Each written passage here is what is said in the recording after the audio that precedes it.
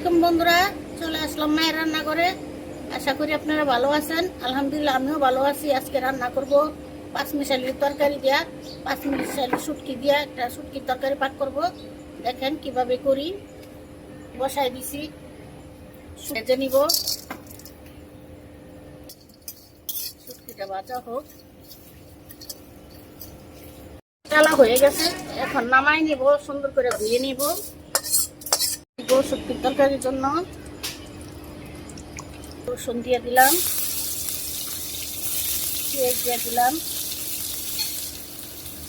কাঁচামরিচ দিয়ে দিব,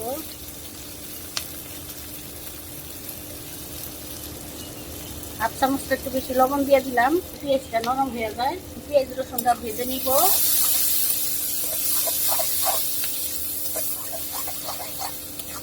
ভাজা হোক, পেঁয়াজ রসুন ভাজা হয়ে গেছে।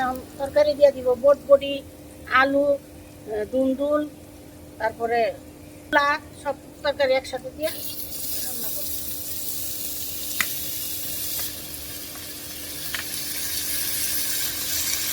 বেশি একটু হলুদের ফাঁকি দিয়ে দিলাম, এক চামচ মরিচের ফাঁকি দিয়ে দিলাম।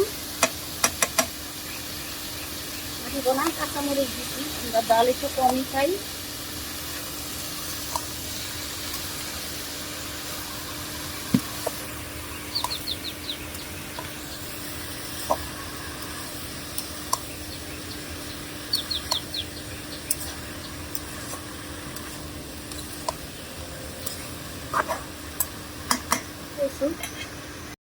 কিছুক্ষণ পরে চলে আসলাম।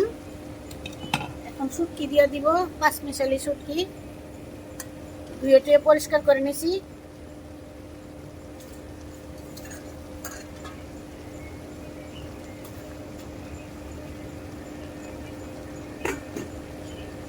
লাড়া দিয়ে দিব।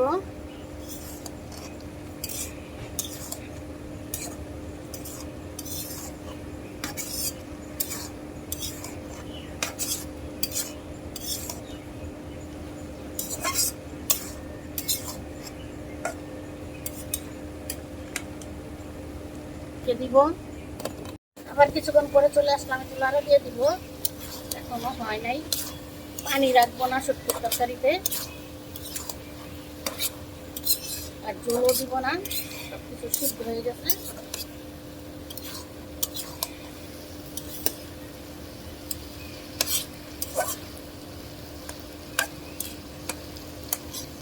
দিব, শুটকির তরকারি হয়ে গেছে, এখন নামাই নিব।